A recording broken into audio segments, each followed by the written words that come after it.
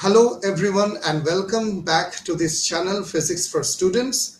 Today we have a very special episode, one that dives deep into the heart of modern particle physics and the ongoing quest to understand the dark universe.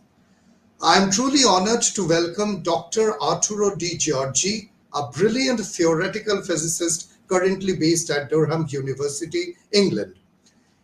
Professor Dr. Arturo has been making significant contributions to some of the most exciting and cutting edges area of particle physics. Dr. Arturo's work spans across several fascinating domains, from axions to WISPs, which are weakly interacting slim particles, ALPs to extra-dimensional models, and phenomenological signals of dark matters at colliders. His collaborators involve major institutions like IFT Madrid, CERN, and Durham IPP, and his research is actively shaping the European roadmap for future discoveries in particle physics. To all our subscribers, thank you for being a part of this growing learning community.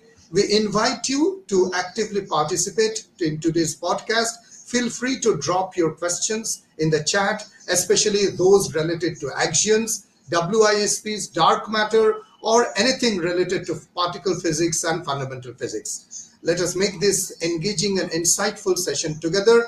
A warm welcome, Dr. Arturo, second time on this channel, Physics for Students. Warm welcome. Thank you very much, Max. Thank you very much for having me here. It's always, it's a second time's a pleasure. You're doing a fantastic work in outreach, and I hope I'll try to make this a conversation about particle physics as inspiring as I can. Absolutely. Hopefully also Absolutely. instructive. Absolutely. You're always a pleasure to hear. So just a note to our subscribers, what we are going to do first is that Dr. Arturo has got some presentation, just a kind of a general discussion on the basic fundamental of particle physics, which he's going to explain to us. And in the meantime, if you have any questions related to that, please let me know in the chat box. I will pause Dr. Arturo with his permission and take the questions. And at the end, we will start taking the question. This is just to let you know that this is how the entire standard model and beyond the standard model of particle physics are being slowly shaped. And Dr. Arturo is the person to deal with a lot of interesting and innovative areas of particle physics which are emerging. So over to you, Dr. Arturo. I have your presentation. I will just move out of the screen so that you can start talking about that, and I will plug in whenever a question from the subscriber is coming in. Yeah, thank you very much. So as Shunak mentioned, this presentation is really a background for us to have a nice discussion. So I don't want to be here talking for the duration of the podcast alone. If you have any questions relating to what is being shown, or just let me know and we can pause and dive more into the things you find interesting. So my idea was to start with something very basic and a thought.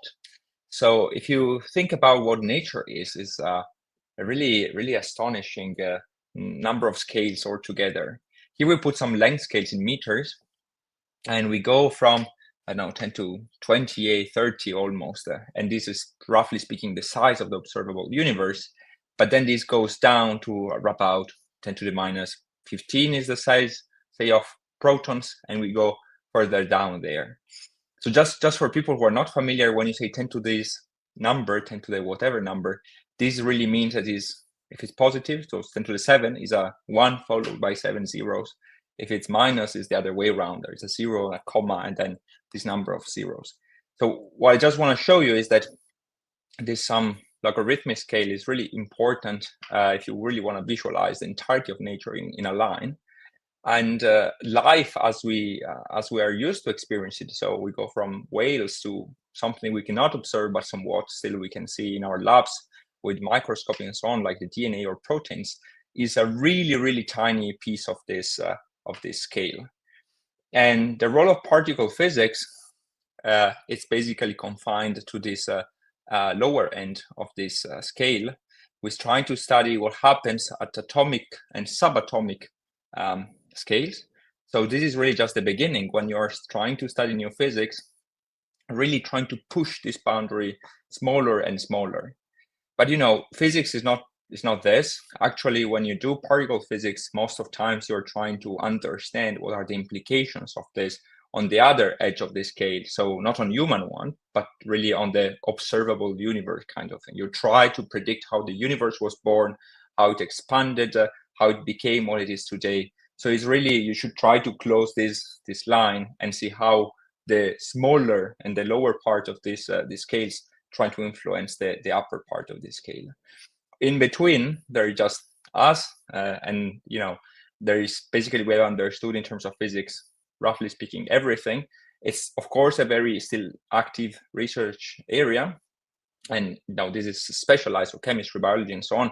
And when I say that physically speaking, it's done, it doesn't mean that there's nothing to do there. Actually, this system of is so complex that you can really keep expanding it, become more precise, understand better how it works. It's really just that the physical principles that are acting there are somewhat known. So we're trying to push the edges of the scale. That is really where we don't have no idea what is happening.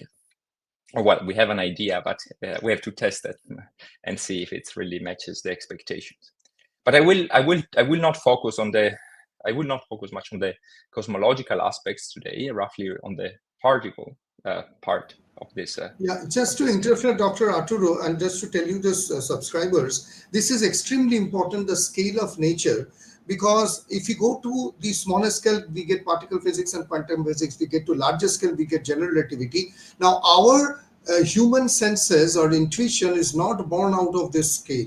So it is very important what Dr. Arturo is telling. Please pay attention, because it is the scale which creates all the problem, because we are not intuitively, human evolution is just for survival. It is not to know particle physics, neither to know the cosmology. It is basically to survive. So the human intuition is not the scale of nature which Dr. Arturo is explaining. So this is extremely important. I'm sorry to interfere because I found it very important to emphasize. All Lions is telling ciao to Dr. Georgie. Okay, yeah, please continue. Yeah, sure. No, thank you very much. That's brilliant. Actually, that's so important. In fact, you will see me quite a lot struggling in trying to explain some mathematical concept, precisely because we are not. You don't have naturally the intuition to face this concept. You can really just get used to it in a sense. You interpret what mathematics tell you. Absolutely. But we are actually born in the jungles in order to survive from the rain, the storm, etc. So human intuition is only limited to the survival part. These were later developed and we are still developing. So the nature throws the challenge, and we are not, human beings are basically fool. I would say we are not used to this skill. So this scale part is extremely important. Thank you, Doctor, for bringing this part. Please continue. Thanks to you.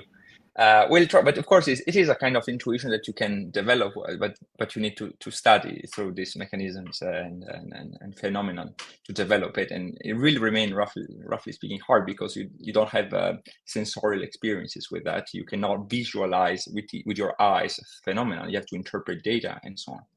But this is the first step into particle physics. So let's try to dig in. This that you can see here is basically, in a nutshell, what is the current understanding of particle physics at its most fundamental core. And it was called the standard model of particle physics. Essentially, in this T-shirt that now has been selling for quite a while, you can see in its most shrinked version the full standard model of particle physics. When I say in its most shrinked version, I really mean that if you take the fundamental principles that we think nature has, and you build all possible elements, you will write something like this. Now, if you have been following Shunak channel, I know he deals with general relativity. And if you look at Einstein equation, for instance, it's very tiny. But then once you start opening it, you actually see that they're very long and complex. And this is what happens. There is another T-shirt. This is the same aspect, but just open it up. You see, it's really hard to read what is even written there, and I'm not even sure this actually keeps into account all terms. I think it's still a somewhat shrinked version of another more complex. So nature is incredibly complex, but the beauty is that if you know what principles are governing it, you can write it in a somewhat simple form. So it's a very elegant model which encloses a huge number of complex interactions among the particles that are described by the model. And then you can do even worse, because from these particles, which are elementary, and I will come back what I mean by this, all the other phenomena must emerge. So the degree of complexity then will grow up exponentially. Once you start taking them, you put them together, you create atoms, and then atom interact and so on, and then you need to change what your theory is. But this is really the lowest level that we know so far. And what do I mean by elementary particle physics? Well, I mean that these particles, as far as we know, are not made of something smaller. They're really the ultimate blocks of nature, as we know now up to today. And this doesn't mean that this particle cannot, for instance, disappear and create new ones. What I mean is that really, if you were trying to zoom in more and more, you would just keep seeing the same particles. And well, I took this image, which you can find in Wikipedia, not particularly exotic. Essentially, these are the elementary particles that we know of today. Typically, well, let's divide in two macro categories. There are what we call bosons and what we call leptons. Bosons, you can see them on the right, these red particles, and the yellow one are what we define to be the force carriers. So these particles are the one that mediate forces. You can Doctor, recognize. can I take a small Yes, question please, coming absolutely, up? absolutely. Yeah. Physics is asking, sir, how these fundamental particles came in nature? How do they came? I'm not sure I understand the question. How do they came? You mean?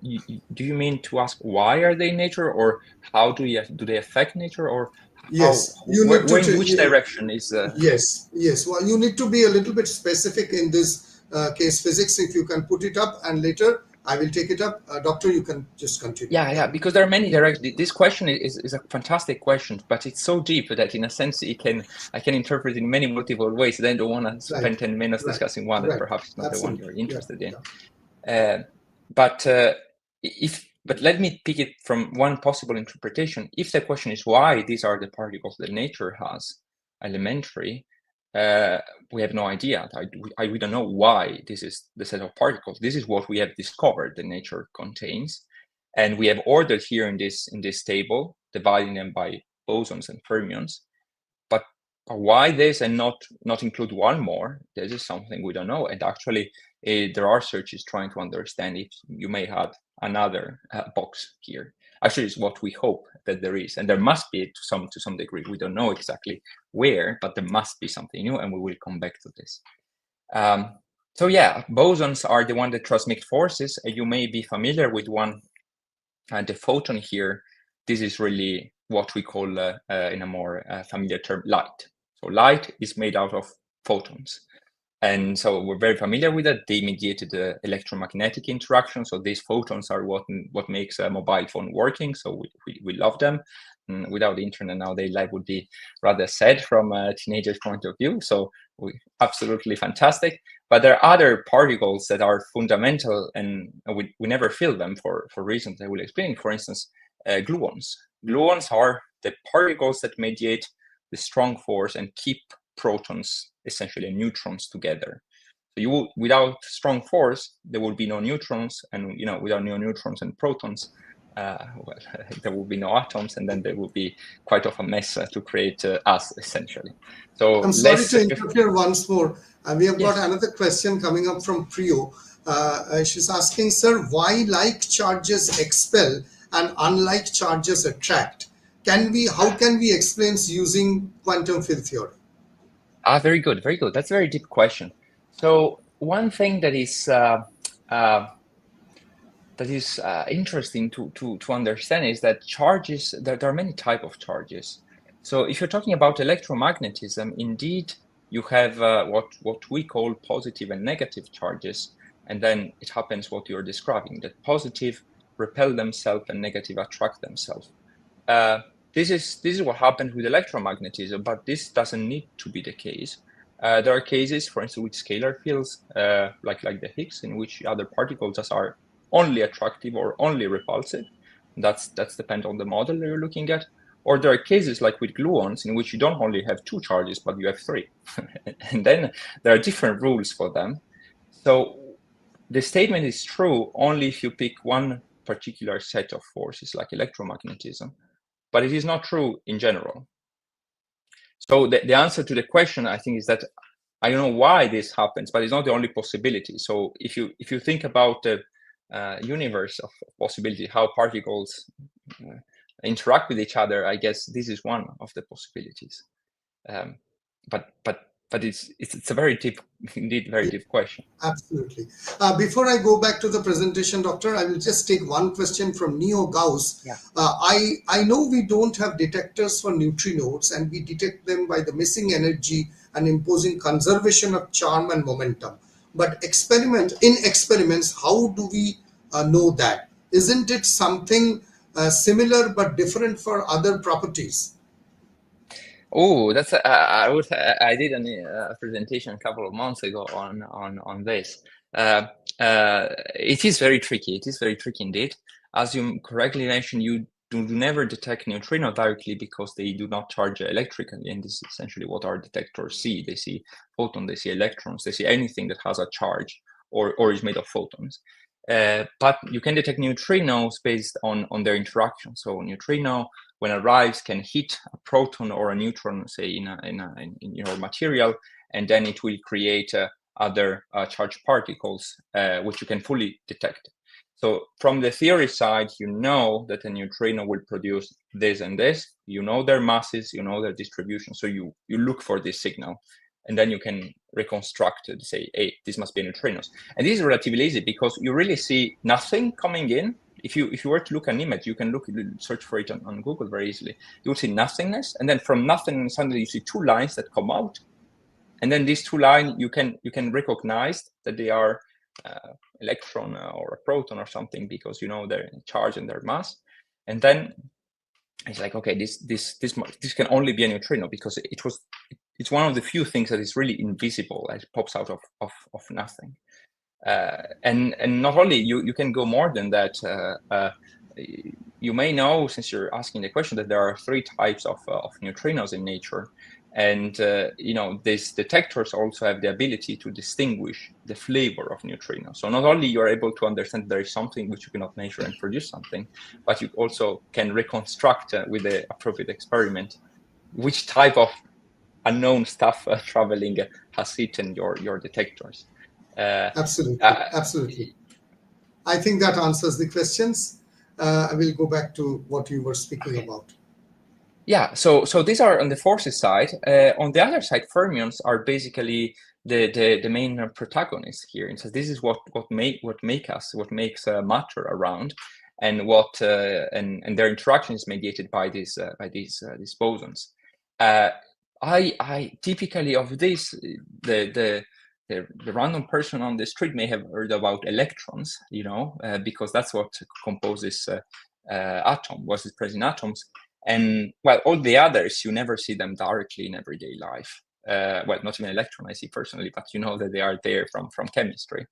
And the reason is that all these other particles are either somewhat segregated. For instance, quarks you can never find 3 quarks in nature. They always come in pairs or in a formation of 3, and they really composite the protons and the neutrons. So for instance, the up and the down quark, really 2 ups and 1 down quark is a proton. Sorry, I have to take another question, Doctor, Yes, if you don't mind. Yeah, please. Bhima Raju Achar is asking, can neutrino oscillation phenomena can violate CPT theorem? Any possibility? If neutrino oscillation can violate CPT? Well, if you cook the basics, the answer is no, but just because CPT theorem is a property of quantum field theory in flat spacetime, try to alter some of the postulates of the standard model, and then yes, go already in a spacetime that is not flat, or try to violate any symmetry like Lorentz symmetry and so on. Then you may go there, and then you may affect neutrino oscillation, and then you may extract information from neutrino oscillation. But without doing anything more, I don't think you can. Yeah. Sorry, I have to interfere in between because the No, very questions. good, very good. It's better this way. So quarks are really hard to find in nature precisely because they form heavier things, because the strong force really is strong. They really keep them together, not allow them to go freely out. While for the leptons, well, neutrinos, we have been discussing them now. They're very sneaky. They can propagate ultra long distances because they are electrically neutral, so they don't interact much with things. While the others, the electron and then mu and the tau are essentially the same copy. They're exactly like the electron, but they're heavier. So you see here, the mu is roughly 100 times and the tau is 1,000 times, roughly speaking, heavier than them. So you don't find them because being heavier, it means that they are unstable. So they can decay into lighter particles. But be careful, light decay doesn't mean that they're made of those lighter particles. They're really elementary particles, so they can transform. They can excite another one and they just produce more stuff. While the same is not true for a proton. When you say that a proton is made out of something, you really mean that it's made out of something. It's not decaying into up and down quark. It really contains those particles and much other stuff. It contains a lot of gluons and so on. So this is the generic structure of the standard model. You may see on the very right that there is another particle that is yellow, and this is a boson, but it's so heavy that it doesn't really care forces for process that we know they're fundamental of, but it has instead another task. It's the particle that gives mass to all these particles that you can see here in this table. So if this Higgs boson didn't existed, then there would be, this particle would be all massless. And this is a problem because if it's something is massless, it's moving at the speed of light, then, well, it will not make an atom. You need to give them mass to make them somewhere and stay there. So it's very important, even though you don't experience it in its life. In fact, it feels a bit weird, but this particle was discovered, 13 years ago, even though theoretically much earlier. But it's somewhat a recent player in the standard model, experimentally speaking, of course. Theoretically, there had to be something like the Higgs boson, but that's another story. So yeah, are there any other questions regarding the standard model? Anything that you Nothing coming up as of now. Nothing coming up. Oh, I've got one question. Sorry. Yeah, I just removing. Yeah, it is. Priyo is asking, sir, what is Yang-Mills theory? Can you explain a little bit about that? Okay. Yes. Yeah. Very good. So very interesting. So Yang-Mills theory is essentially the type of theory that describes the part of with gauge bosons. You remember that red column? Each of these particles is described by a Yang-Mills theory. Typically you neglect fermions, so just look at that, and that's the name you give it to it because it was studied by Yang and Mills. So it just carries its name. Originally, when you were talking about, say, photons, in principle, that's also a Yang-Mills theory, but people don't refer to that typically with that name just because the theory was discovered before, like for other reasons. And then what people realize is, wait, maybe there is something more fundamental and formal that we can use as building block. And this is what where this Yang-Mills theory comes in. But it's really the name of this, the interaction, for the theory of the interaction of these gauge bosons once removed leptons and fermions in general. Yeah. Another question coming up from Jason. What evidence is there for quarks and gluons? Have we isolated any for study? Very good, very good. Of course, this is a fantastic question, and the reason is that let me answer first. The second part is no, there have not been isolated quarks and gluon, and the chances of having that is really null, because what happens is that if you take two gluons, two quarks or three quarks inside the proton, they're all there now bounded together, and if you try to tell them apart, well, the strong that is connecting them is so strong that the energy required to separate them is enough for them to produce out of let me say, vacuum out of nothing to excite new quarks, which will come out and regroup them immediately. So if you isolate one of them for an infinitesimal small moment, immediately they will come up with new quarks that are extracted thanks to your energy. Then how do you know that they exist? Well, you know about them indirectly. Essentially, if you take a proton and you smash stuff against it really hard, you can start seeing that it doesn't behave as one particle. You start seeing that there are deviations. And then these deviations are compatible with the assumption that there is something more in it. There is a more complex structure. Then, in principle, this is a question that would deserve many lectures. And perhaps I remember that a colleague, Dr. Federico Silvetti, talked about quantum chromodynamics on your channel. So perhaps that's a good video to watch if you want more detailed information. But there are many indirect evidence that they must exist. Some of them are really counting how many particles there are inside. You can see that this process divided by this process is a factor of 3. And this is the way you infer that there are 3 colors. Okay, so this already is a good point because it's telling you that strong force is good. Then for quarks, well, really smashing and smashing, you can really see there is some structure. And when you look at different experimental settings and processes, all these pieces comes together and they seem to agree. But unfortunately, the chances to have this kind of particle separated is essentially 0, at least here on Earth.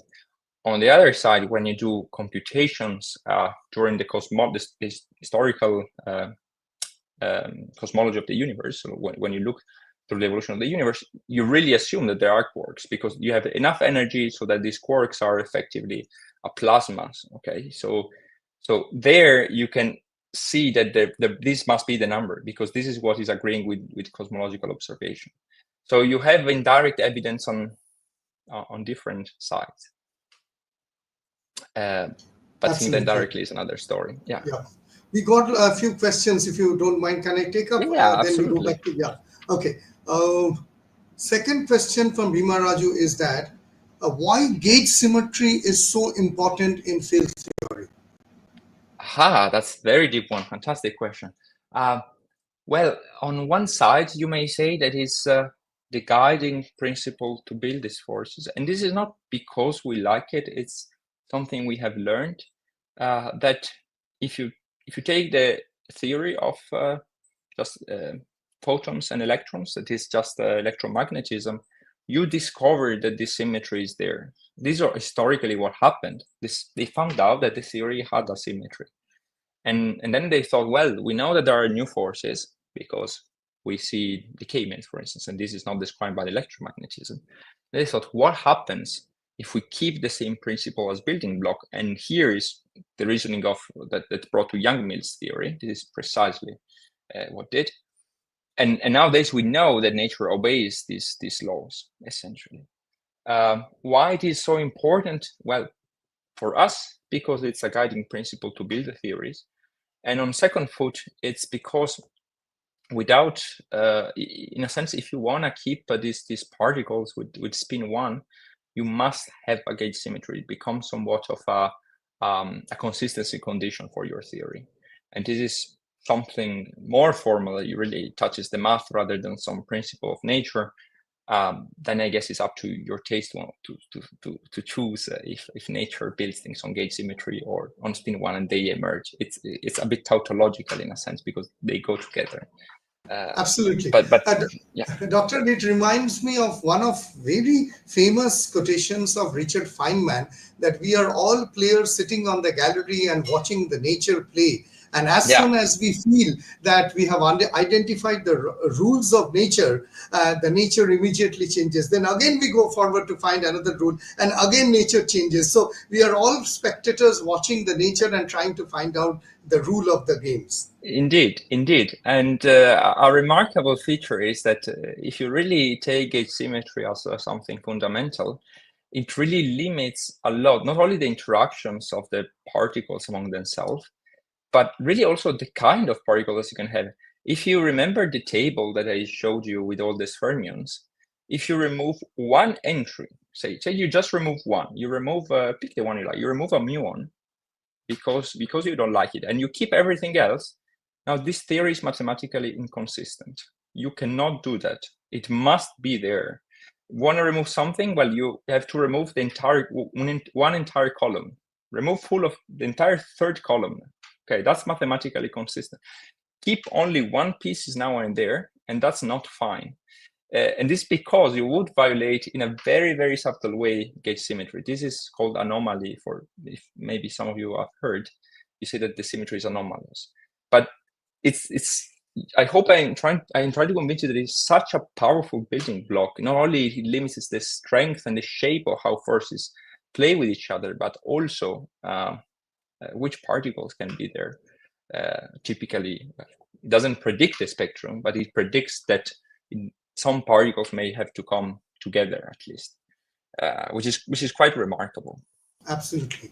There is another question from Meet Shah. Sir, is there anything like virtual photon in quantum physics?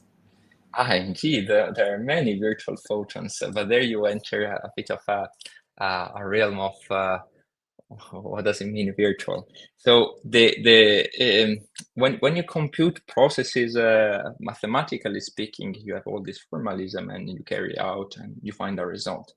Now there is a diagrammatic approach that was invented by Richard Feynman. Perhaps you've heard of Feynman diagrams, in which you really pictorially describe force as we say you have two electrons. What you do, you describe force as these two particles exchanging a photon, say.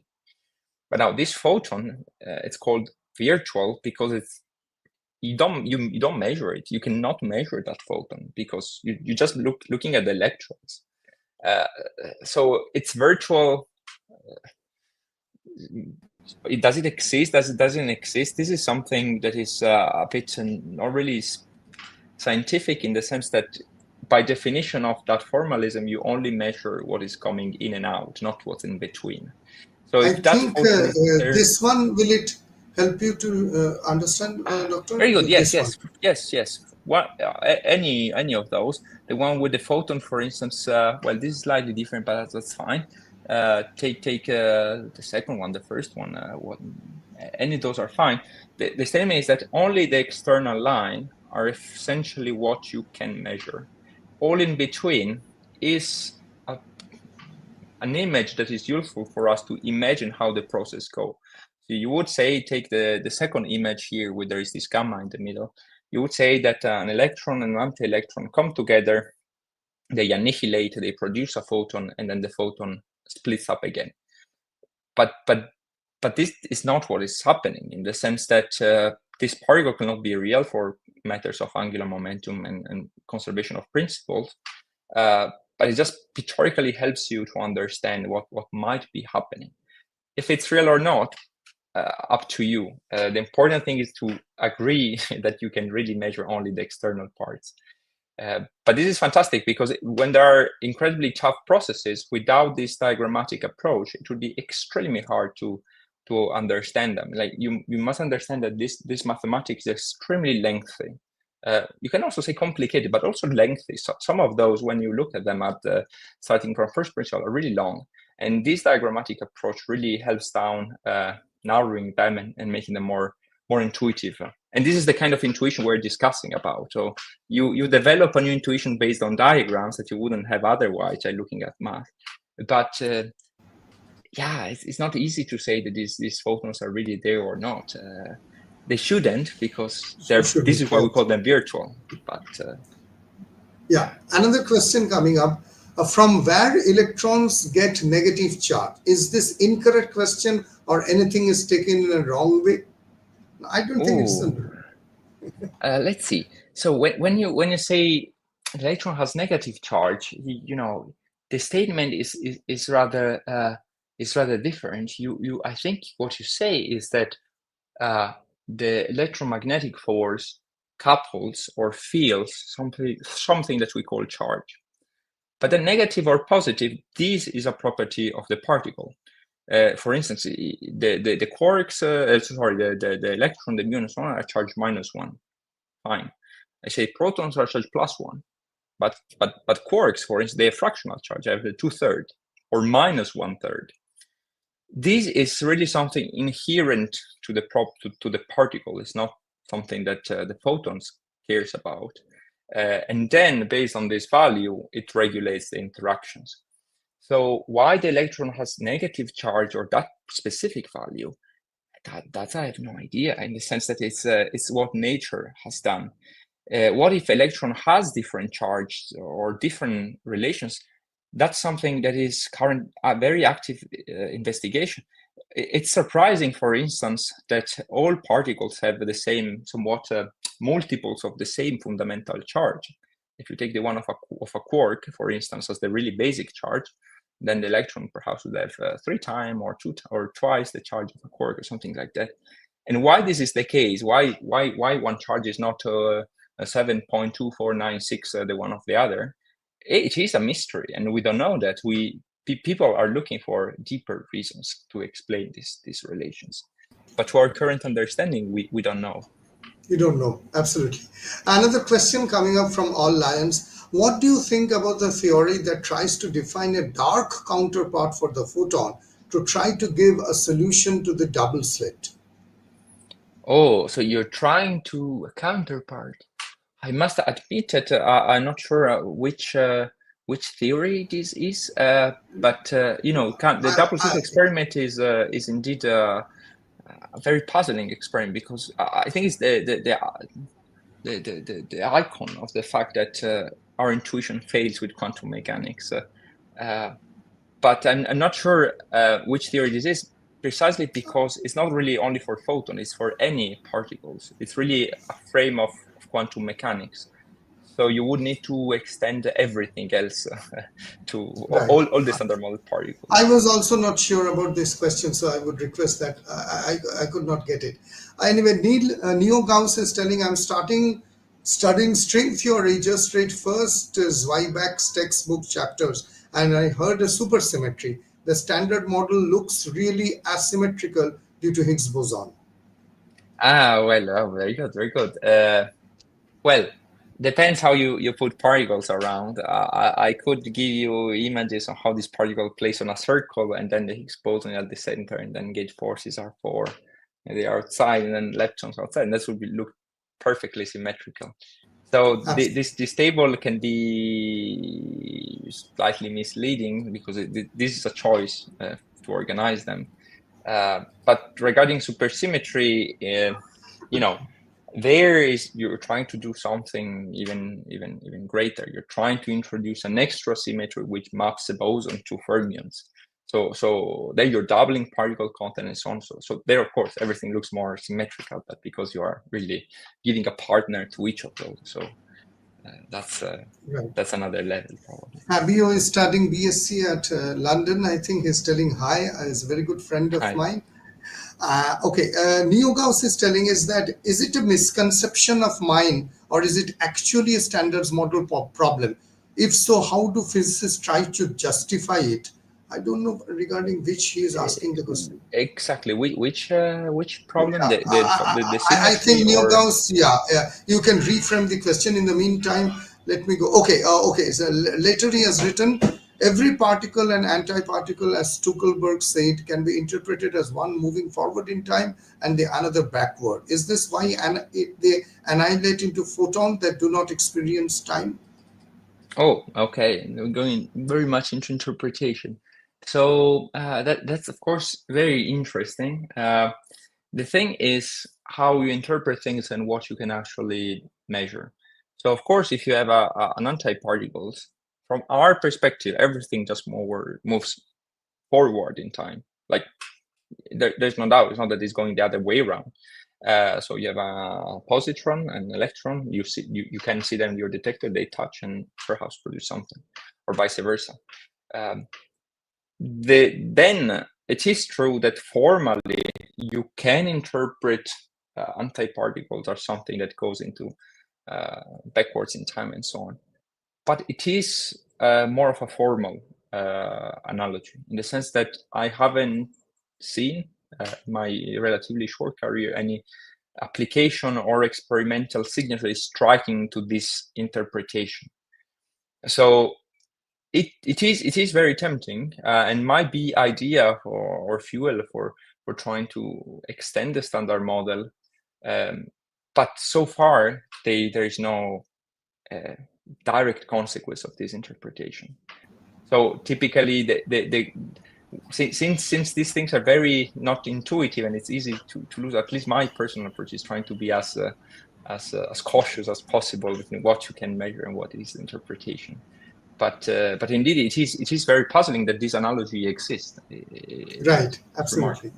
Okay, now we have got a different question, but I think, Doctor, you will enjoy answering this. Satyam explains is asking, what qualities should one have in order to become a great physicist? Okay. Well, I should answer you if I become one. Still Yeah, you are in the definitely beginning one of my of the career. greatest physicists, yeah, from one of the best universities in the world. So I think you can answer this question.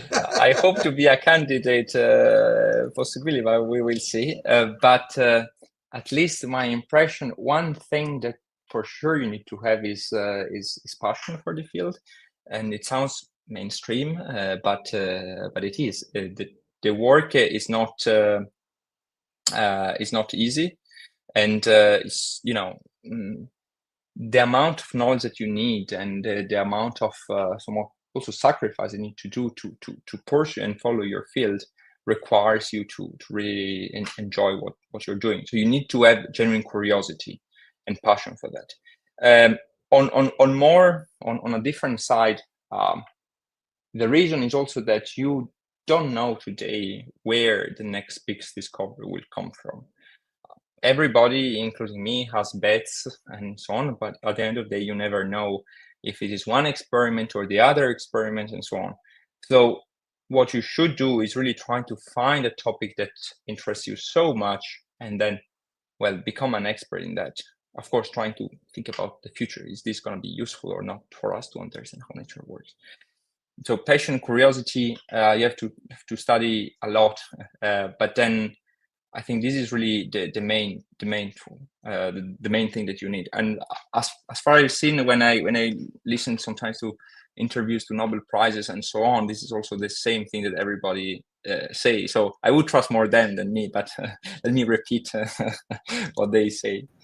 Absolutely. Thank you for the advice. So, Satyam, we got the answer. Okay. Another interesting question coming up from Earth Water. In theories like string theory, some quantum gravity theories, what is the purpose of extra dimensions? Is it to account for additional physics factors or purely a mathematical thing? So let's see. In string theory, you need extra dimensions in the sense that the same way I was telling you, for instance, with a gauge symmetry, you cannot remove the muon for consistency. In string theory, you do need certain number of dimensions that equal critical dimension. It could be 10, 11, 26, depending on what you're studying. And that's for consistency. So in a sense, it's fantastic. It's predicting you the number of dimensions. I don't know if you've ever been puzzled why we live in this 3+1 dimension, if you include time. So that would be a clear answer. It's really the mathematical structures that leads to that. Why extra dimensions in general are useful in phenomenology, for instance, I've been working with some of them, but not necessarily in string theory, is the fact that you can use extra dimensions to unify some fields together. So if you take a spin one particle like a photon in 4D, that's a photon. Okay, take a spin one particle in 5D.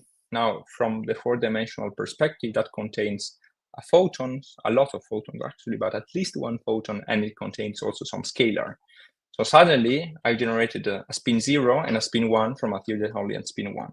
So you may imagine that if you may attempt to say, why, maybe I can unify all particles in the standard model to something, only one thing, and that could be a fantastic attempt. Actually, this is the original proposal by independently of Kaluza and Klein back in the first half of the previous century was precisely this. They were trying to see if you could explain electromagnetism as component of gravity.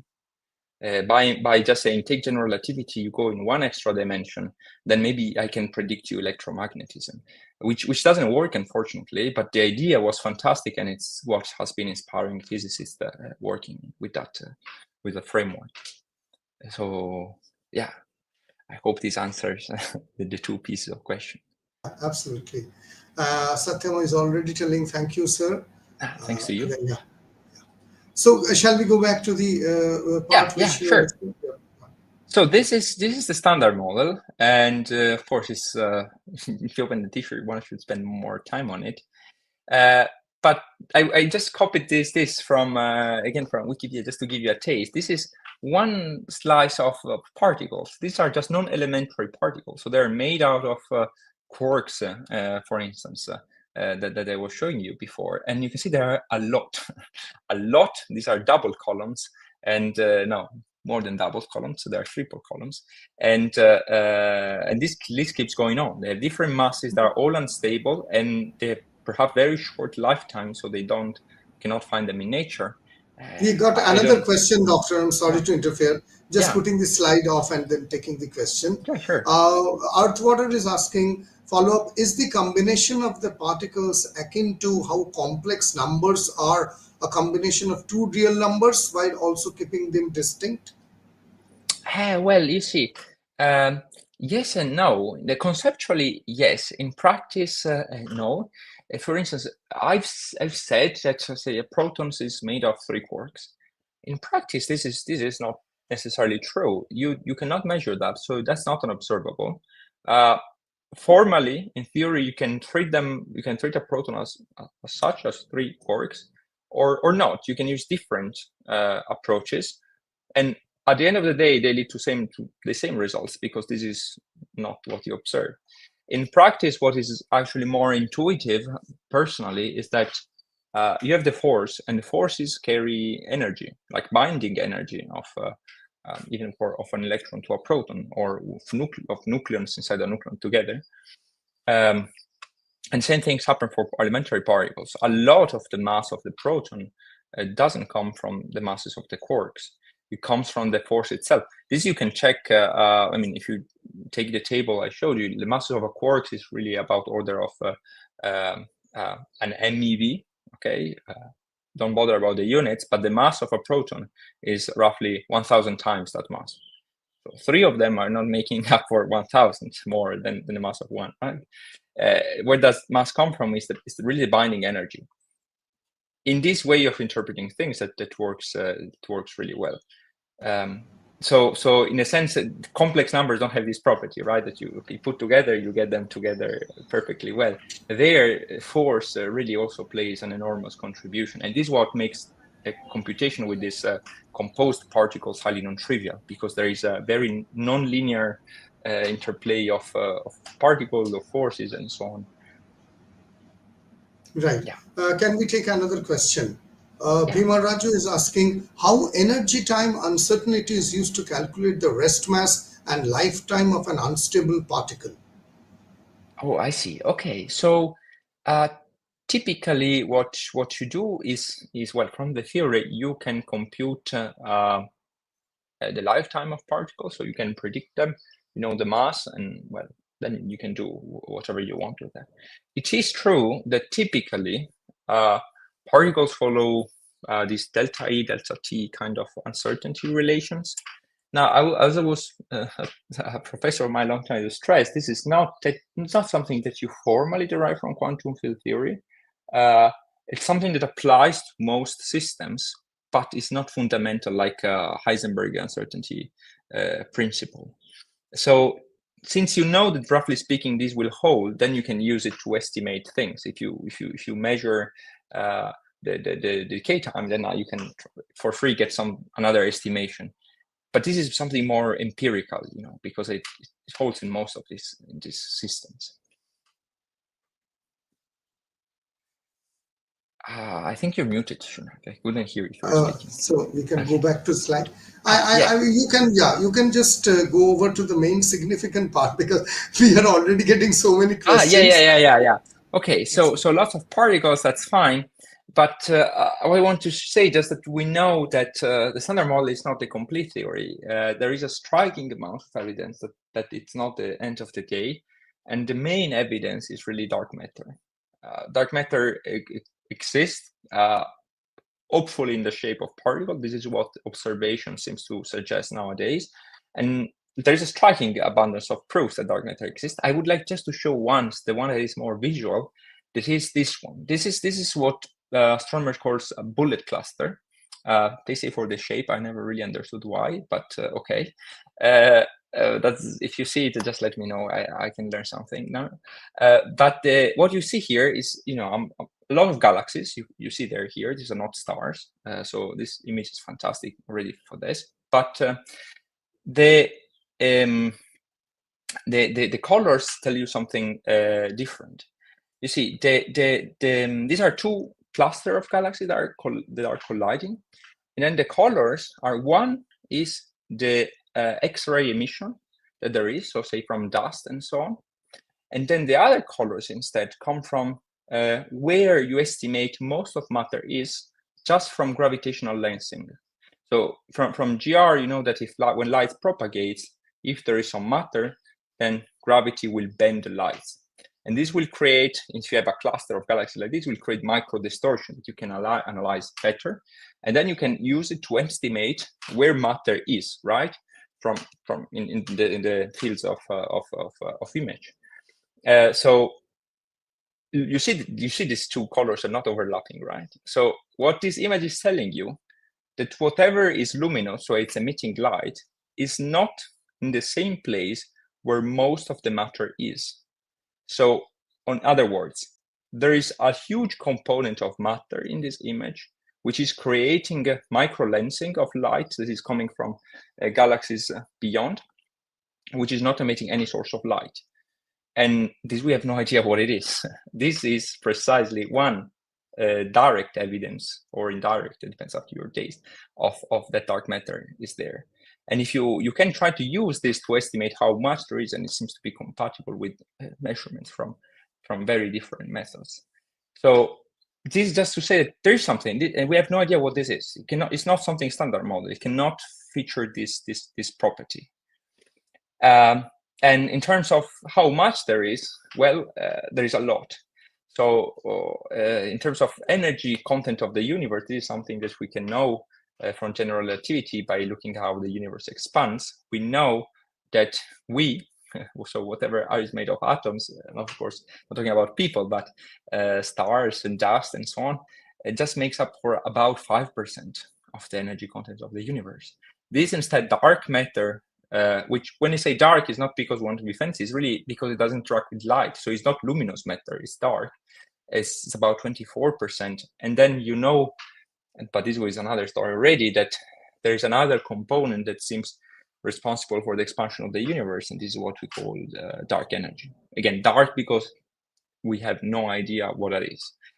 So all of these are incredibly active fields of research on their own or combined, but they are the main proofs that standard model is incomplete on a macroscopic scale, at least. Then there are other stories, neutrino masses and so on. These are more particle-sided.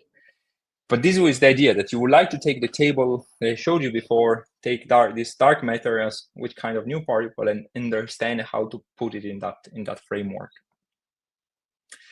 And yeah, so this is conclusive since the first part, because then I wanted to talk a bit about axions, but I don't know how much time there is. So let's see. One thing that is, let's see where we get. Another feature that you should understand, I don't know how much you think about, is the following. You know that, well, you may know that antimatter exists. Beautiful story. It was predicted as an unavoidable consequence of having a relativistic theory for fermions by Paul Dirac in the 20s. And then it was discovered in about 12 years later by Anderson, who discovered the anti-electron or the positron, so to say. So antimatter is really the same thing as matter, but you flip all charges, essentially. So if you have an electron, then a positron is just the same particle, same mass, same property, same spin, same whatever. But if the charge of an electron is minus, this is plus. And this applies for all fermions, no exclusion. This is really fundamental to have a consistent theory. So if you have a proton, you will have an anti-proton, because if you have quarks, you will have anti-quark. So as much as you have hydrogen, you can create anti-hydrogen.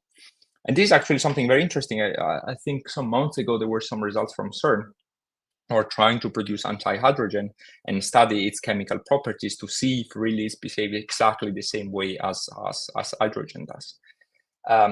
So these particles should be there, but then the question is why there is none of it. You don't see in your everyday life antimatter. You don't see on a macroscopic scale, because there is some antimatter come from outer space, like some radiation, but it's really tiny. You don't see anti-stars, anti-planets, anti-galaxies. Everything seems to be made out of matter, and there is no reason for that.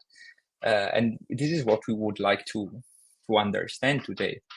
So the question is, where can we fit this type of observation? Can our model predict that? And well, I told you that the gluon mediates strong force, and then we have electromagnetism for the photon, and then the weak force is mediated by these two bosons. So the photon doesn't care about particle-antiparticle. That's a solid no.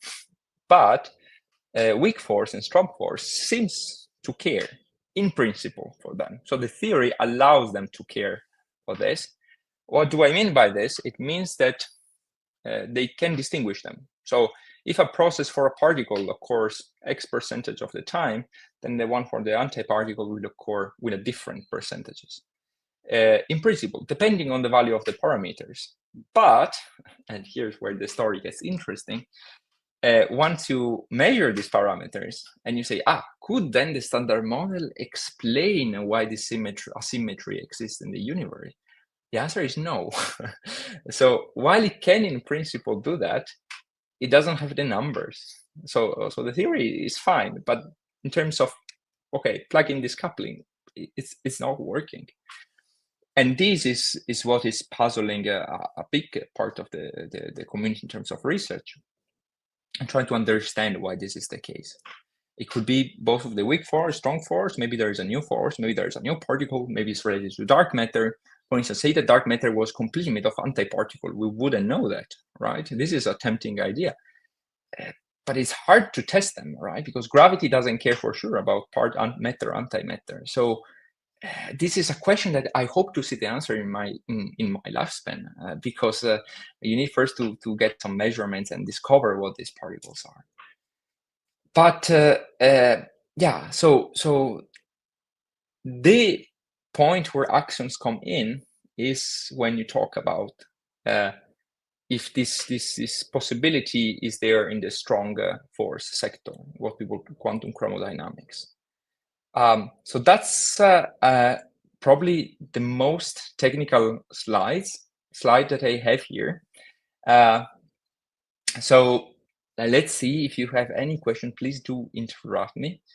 But let me give you, There are many questions coming up regarding axions, etc. Also, I'm just waiting once you finish, because it is not right to interfere in between. You finish that, and then I will take up the questions. Okay, then let me, perhaps then let me just do this slide and a half, and then I guess it's better to do for a question. Yeah. So if there is time, actually, you're the host. If you think we are, I am okay. I'm all okay. It's a very educative discussion. We are all enjoying, so time is not an issue. We can just. Okay. So let's make a very classical example of a problem, and I want to stress that when I say classical, it's for intuition.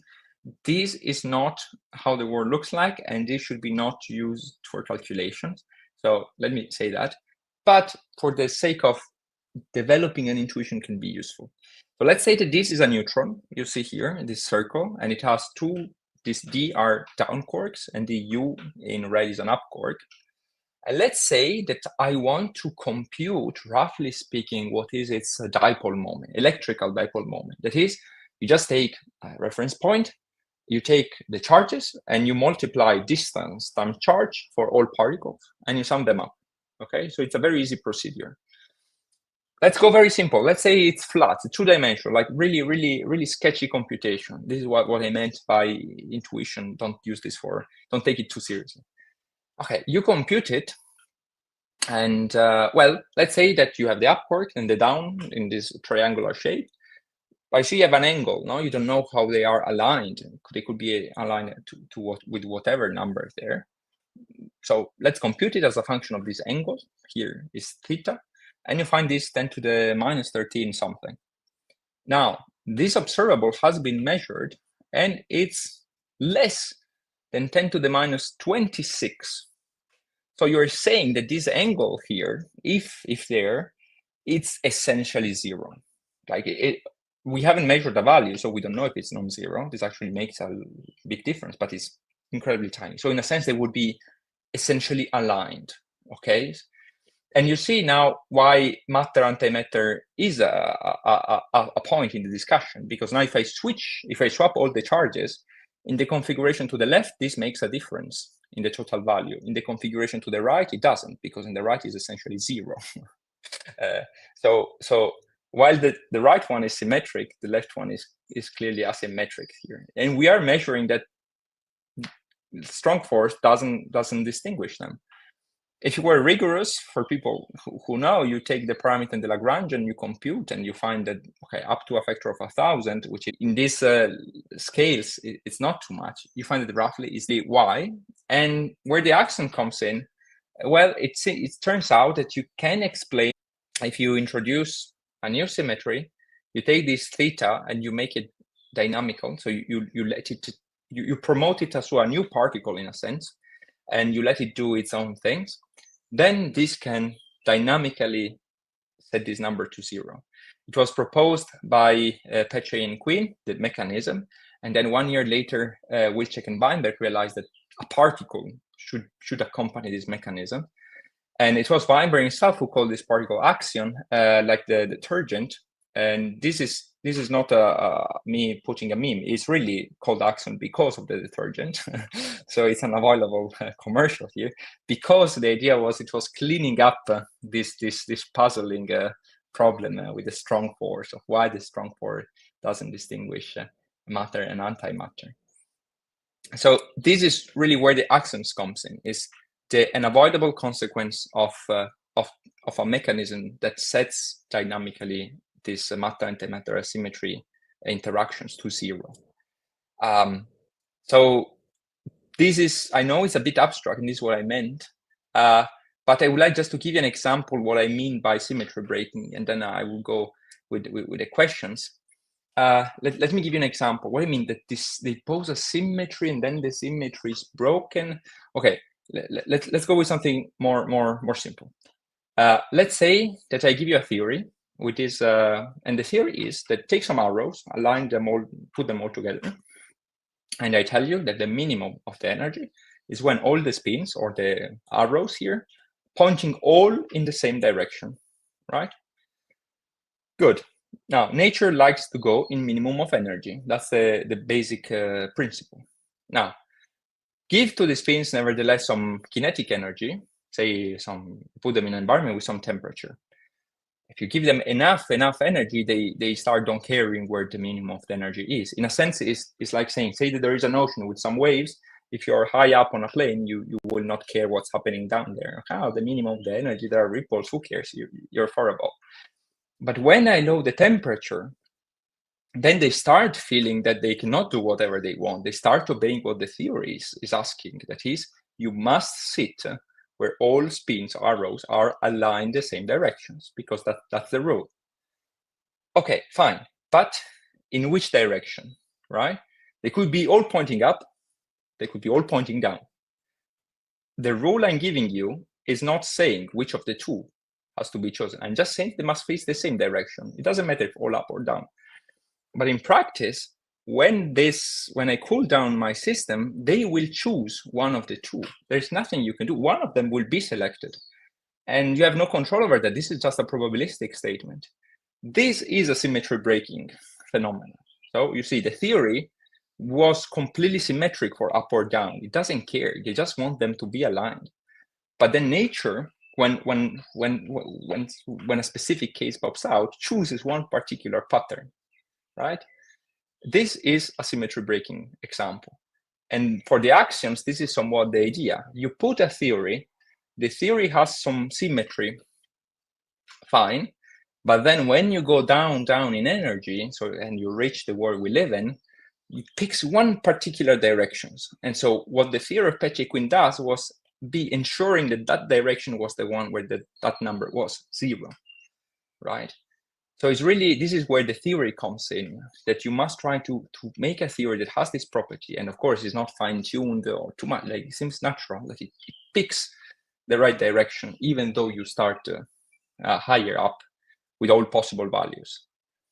So I don't know if this makes more confusion than less, but this idea of symmetry breaking is really what guides model building particle physics. Indeed, the Higgs mechanism is the example of symmetry breaking that we're most used to, and it's exactly the same idea, roughly speaking. So that's where the accent comes in. It's really trying to set to 0 a parameter that would otherwise differentiate between particle and antiparticles.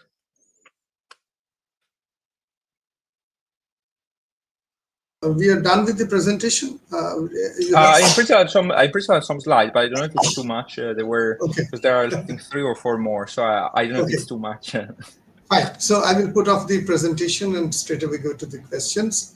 Okay. We have answered this how energy. Yeah. Okay. There is a question coming up. I think she is from a student. Which particle physics book will you suggest to a high school student who just want to explore and start particle physics? I have done Resnick Halliday University Physics. Very good, very good. So that depends, I guess, on which level you want to study. Of course, if you want to do hardcore particle physics, then I think the main obstacle is math, because you need to see Lagrangian mechanics, you need to see some stuff. But if you really just want to know about how these things go, I think in principle there are, I don't have a name, so in case I can look for that and recommend to Shuna, perhaps you can post them somewhere. I think the best way we look like Feynman diagrams rules. A lot of physics can be understood by looking at Feynman diagrams, and if you just look what are the rules to build them, and then what they mean. Of course, you don't learn how to compute them, but I don't think it's your intention. I think that would be great. Yeah, there are many books. I think that you can better contact even me. I've got a lot of ebooks, a PDF, a good particle physics book. I think I can suggest to you. Yeah, very good, fantastic. Thank you. Okay, Neo Gauss has got a question. Have physicists taught at the idea that an alternative theory of GR, like the famous one that you get by imposing the Einstein-Hilbert action to R alpha, R and not R, to justify why quarks stick together using instead of using gluons, and maybe to explain why the mass of the proton is much larger? Okay, so let me see. So people, of course, are trying to see if there are deviations from general relativity, modifying the theory.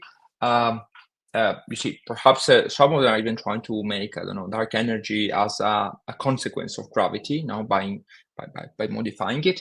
There are very, very popular and so far successful model of inflation that do that, like Starobinsky and so on. So that's a field of research. The difficulty in ruling out those models is that the coupling it's so small, the gravitational coupling is so small that it's hard to test the corrections to general relativity. But that's the statement. We're talking about next order corrections that had perhaps an impact when the universe was younger, because GR seems to be so good as a theory nowadays. It has passed successfully all tests, low energy tests that it has faced. So it's really hard to cook up an alternative while being compatible with the balance. So I haven't seen any type of new physics that could explain stuff have low energy, like proton and so on. Also because on the other side, QCD, quantum chromodynamics, works so well also. So it's really a delicate work. And then if someone is working on that, I'm not that specialized to know exactly if that pattern exists. Right. But it is indeed a remarkable attempt to see how much space there is. Yeah. Orlans is asking, what do you think about gravitomagnetism? Why do some, like Penrose, considered good approximation of GR in locally flat spacetime, while some do not? Here I have to admit a bit of ignorance about exactly what is meant by gravitomagnetism. Is it just general relativity extended with electromagnetism, or because you know lots of time I had one slide that I missed on that, and that is that physicists exactly. So there was one thing I wanted to say what WISPs are, but the main things you should know about physicists is that they love acronyms. And for this, just to make out the point, I will call this the PLA. So gravitomagnetism is indeed a very catchy name, but I don't know exactly what it might refer to a number of things. You will be surprised how many acronyms are the same for different things. So if you can give me some more details, I would love to try to answer to that. If it is an attempt to combine gravity and electromagnetism in the same theory, then I think that the hardest obstacle that it would face is the fact that electromagnetism is already unified with another force, with a weak force, and this is what we call electroweak force. So you would need to put together with gravity not just electromagnetism, but much more stuff. And then I think it becomes quite more complicated. But I'm not an expert in that sector, so yeah. So I don't know in which direction to extend this. Next, we have a few questions before we end it. Let me see. Okay, yeah, there's a question coming from, what is the future of quantum biology? Oh, let's see. I'm definitely not an expert in quantum biology, so perhaps I'm the wrong person to ask what's its future. Yeah. What I can tell you is more on the technological side. All technology based on quantum physics, quantum sensor, and so on are advancing at incredible fast, like really fast. Well, I was recently in Japan in this quantum sensor institution, and they were projecting new new tools within the range of a couple of years or 4 years, which is an incredibly short time scale compared to what's happening now with colliders and so on. So I don't know specifically about quantum biology, but if it is related anyhow to the measurements, the measurement possibilities, I would be really optimistic because they are achieving astonishing results, really astonishing if you look before and now. Okay, I think you will enjoy this question from Matt. How to detect axion? Ah, fantastic. That's very important. So there are many ways that one could do that. Can you give me back the slides, Shunak? Because there is one slide I would like to show. So beside acronyms, okay, just one quick view to this plot. This is a summary plot of the mass of the particle in 1 unit, that is electron volt. You can see this about 10 to the minus 36 kilograms, so very light, and the strength of its interactions with, say, photons, right? So with light. All the colored region is ruled out, either by terrestrial experiments or by astrophysics. And here's where to answer your question. Take, for instance, a solar new or globular cluster, this green here, for instance. Then you would be saying that, or others also there, there's one from stellar cooling, I think. Say, for instance, that really axions suddenly started talking with photons. Then it would mean, for instance, that stars, like the sun, would be emitting not only photons, but also axions. And if they're emitting also axions, it means that there is a new channel through which they can lose energy. And this affects the evolution of the star. So if now look at the sky and see how this evolution go, and you say, is it compatible with the including axis or no, we will find that most of the time it isn't. And you can put some constraint to this coupling strength. Or you can do the other way around, say that the sun is not enough to put this, I mean, it can be used for this constraint, but perhaps there are better stars. But for instance, you can just use it as source of axions. So you say, here on Earth, we have a shower of photons of light, but we also have a lot of axion coming by. So I can put some detector, place some strong magnetic field perhaps, and trying to see if I can convert back some of those axion into photons. So if I go in a place screen where no light is passing through, but then I convert them here, so maybe axions are passing, and I can see signals like that. This is the idea, for instance, of many experiments like I call light shining through the wall, which essentially you take a laser, you shoot it, you put a wall, right? So laser cannot go through the wall, never, ever. But if you manage to convert some of these photons via these interactions to axions, then axions can go through the wall. There is nothing stopping them. So in a sense, what you do is you hope that some photon converts into some unknown particle physics, which could be an axion, and crosses the wall, and then you try to convert it back to a photon. So you should see some light on the other side of the wall where there should be none. And this is a very powerful probe, for instance, of physics. You see, the idea is incredibly simple, but it's incredibly powerful. And you can play this with many type of interactions. This is interactions with light, but it's going to have interaction with electrons and with the nuclei and so on. And then you fantasy is your only limitation. You see from here that there are so many different experiments that are trying to probe that. And this is just for the strength with light. Imagine if you were to include all the others, there is a similar plot for all of those. And I am not an expert in not even a half of those, because each experiments require a knowledge in a specific sub-area of physics. So it's really a collective effort. But these are some examples how you could detect axions. Right. So permission to put off the slide, Doctor, and can I take the next question? Yeah, please. Yeah. Okay. This same question coming from Matt. Professor Zohar Komargotsky recently showed density matrix equals to 1.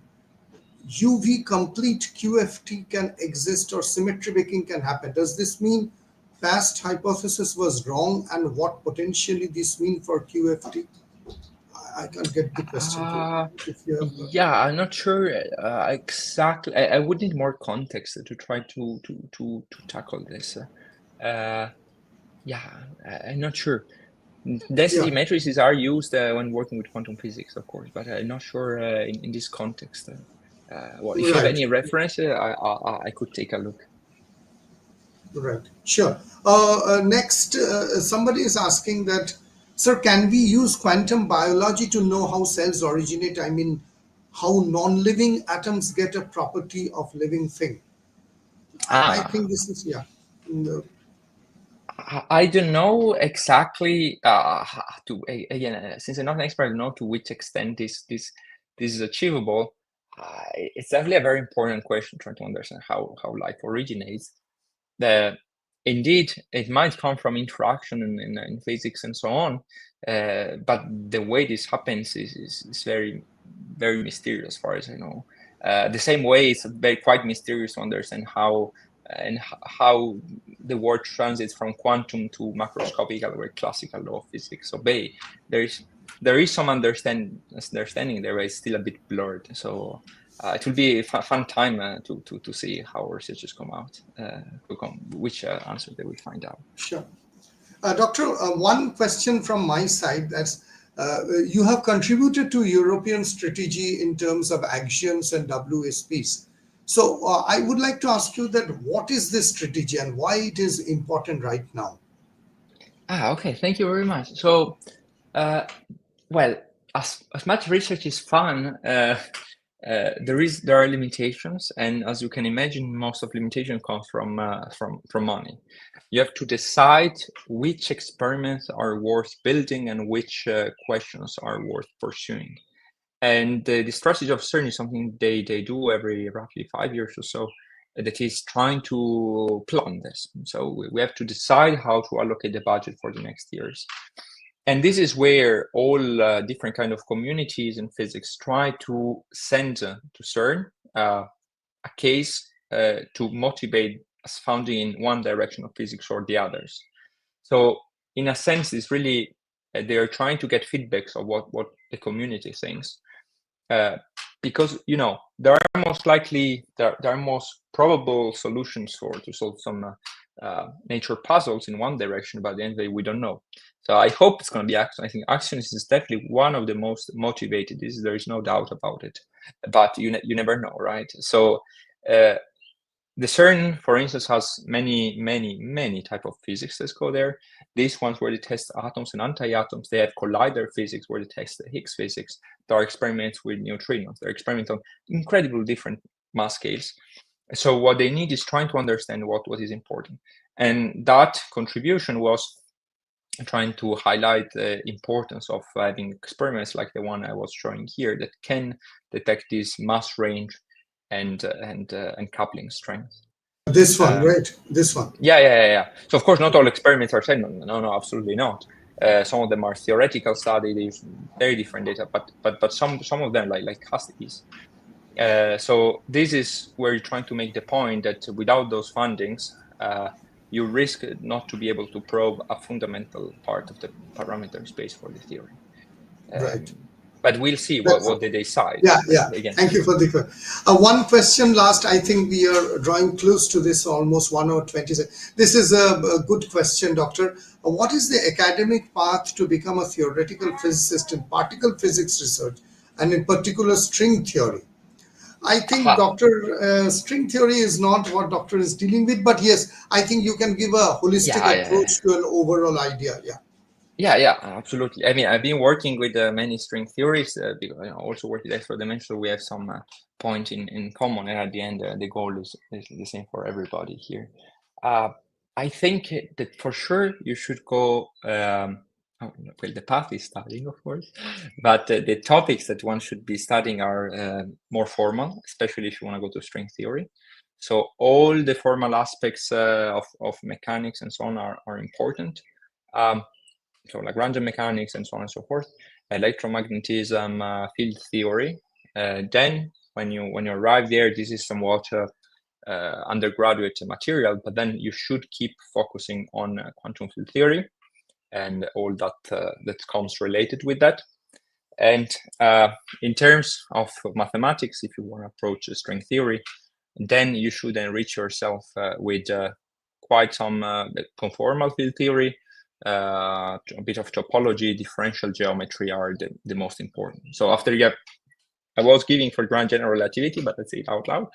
With quantum theory, of course, you should need general relativity because that's also a prediction that makes string theory strong.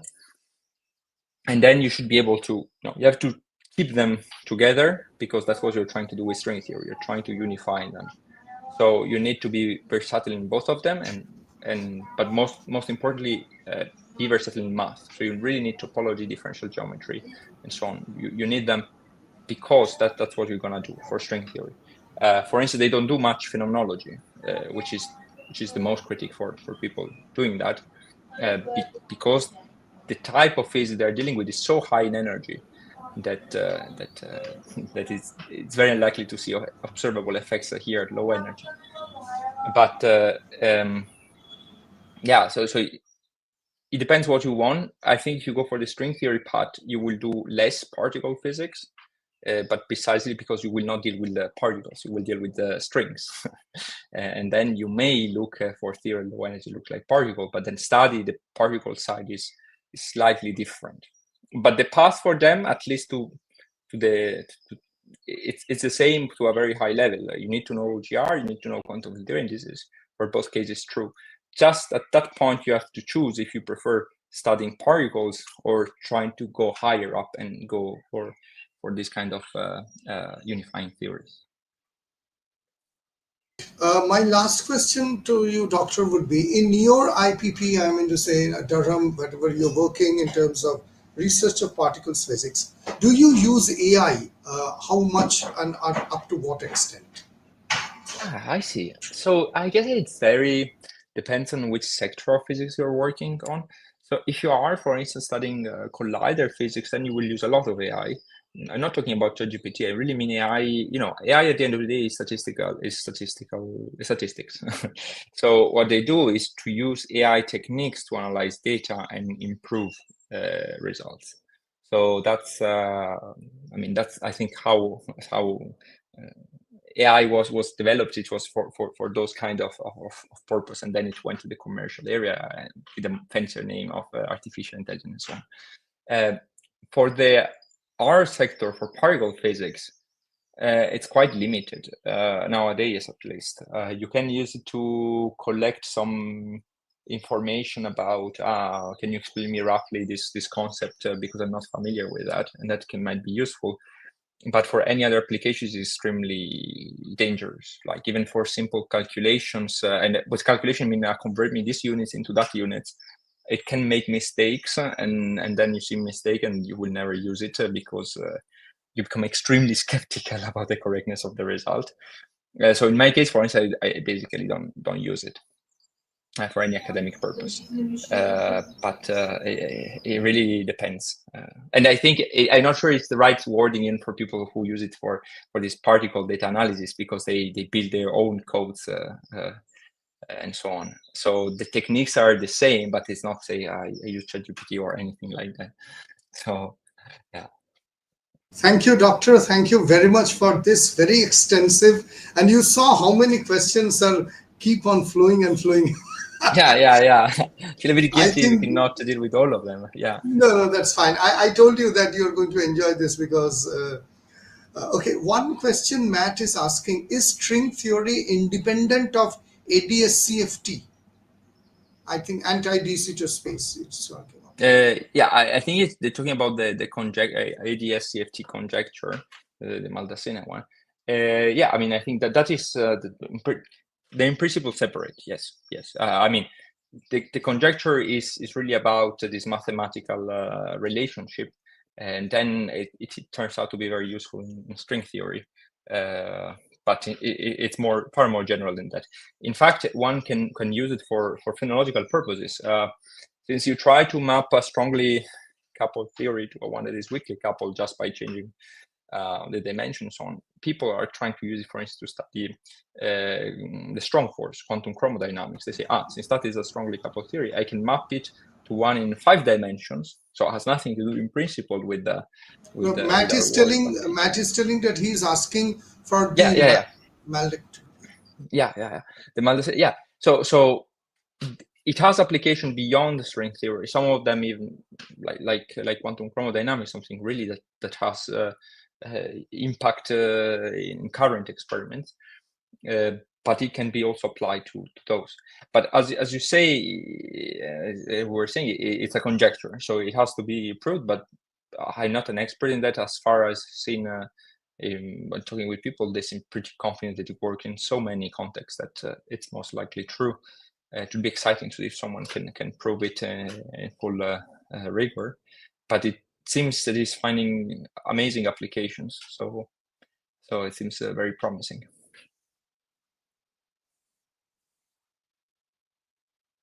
Coming up, can Maldacena win a Nobel Prize due to its experimental confirmation in low shear viscosity to entropy ratio of quark gluon? Fortunately, not part of the committee, so I wouldn't know. I wish for him so, of course. But Okay. with the Nobel Prize, it's always hard to understand who's gonna win. It's a fun game, precisely because we have different bias. So in our personal field, we find amazing an accomplishment, but there are many cool things going around the world, and it changed so fast that, for instance, the one on AI last year from the particle physics was unexpected. We were like, okay, that's interesting. But again, it depends. And yeah, so I wish, cross fingers for him, of course. Matt is telling that I'm 19. Recently, I failed my entrance exams. Should I quit my dream of becoming a physicist? Oof, tough questions. And sorry for that first.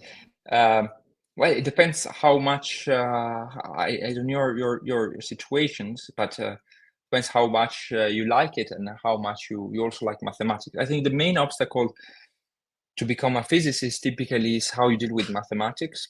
How much you like it first, and how much you're willing to use it to in your life. So if you think that's you like so much, and perhaps you can continue. One thing that I would like to stress out in general, this is not only for physics, the world is full of so many cool things. Really, like when I read some books about biology or history and so on, sometimes I also think, oh, that would have been cool to study that instead of physics. It's hard. You have to renounce to something and then read on those in outreach. So whatever you're gonna choose, if you choose to keep going with physics because you really feel your vocation, then I wish you the best. And there's no other path to study. It's hard, but if you really want to do it, I'm sure you will have a fantastic journey. Otherwise, if you think that perhaps there is another career path that you would like to take, and this sometimes is also due to how the market of work is around you. So there are also really, really good colleagues of mine that after a beautiful career drops out just because they have different priorities. Perhaps they are like, I would like a family and I would like a job with more salary or something, and then they quit it. And they were fantastic scientists.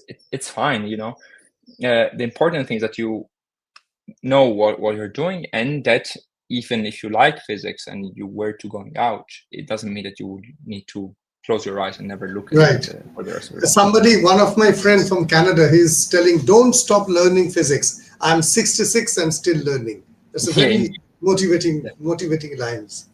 I remember once I met an old man in a train when I was traveling, and he was more than 70, 80, something. I remember he had this huge white beard and so on. I think he was retired since ages, and he was studying a textbook of mathematics. It was something arithmetic, something relatively basic. And he was telling me that, he had never the chance in his life to go through mathematics because he dropped from school when he was really young. And he was like, to keep up with age and so on.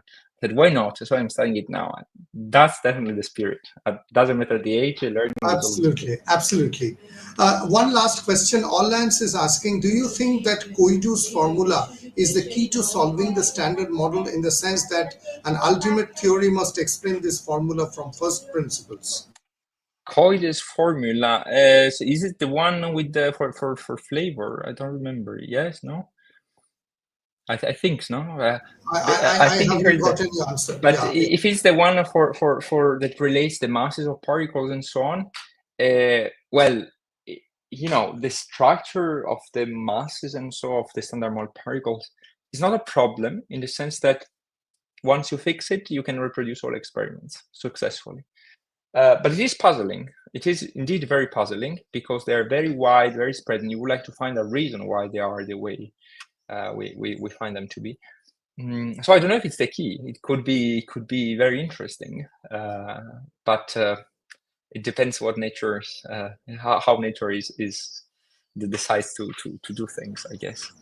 Okay, one question is Matt is asking. I think he's referring to some of the research papers. Shall we take it, Doctor? I was asking ARXIV ... this one in context of Zohar-Komorsky. Recently, some physicists proved in high entropy symmetry making can exist, even for assuming Coleman-Mandela theorem. Let's see, 21, 606. UV completely local to zero persist. Well, I haven't read it, so I will need to read. Doesn't seem so easy. I think that if you read it, and I think you can take Dr. Arturo's email ID. I will put after this podcast is over, I will put up his full profile, research papers, Inspire Rep, and Dr. Arturo's email ID. So Matt, you can just directly get in touch with Dr. Arturo, and whatever the question was that you can take it up. Last question, the most difficult one. Do you think Ferrari can win today? I hope so, because I'm Italian, so I'm kind of biased. I don't think I'm not so optimistic it will, but I really hope so. Thank you, Doctor. That was an amazing podcast. Thank you for all the subscribers. I think the most engaging part of today's discussion was that, sorry, we got a lot of interesting and great question. I think, Doctor, you enjoyed this kind of a very engaging discussion. Yeah. Indeed, it was Thank you. fantastic. Thank you Thanks a very lot. much. Yeah. So to the subscribers, please stay tuned for more podcasts to come up. Next Sunday, we have got Dr. Diksha from Cambridge University talking about quantum gravity and string theory. And thank you, Doctor. Just stay tuned.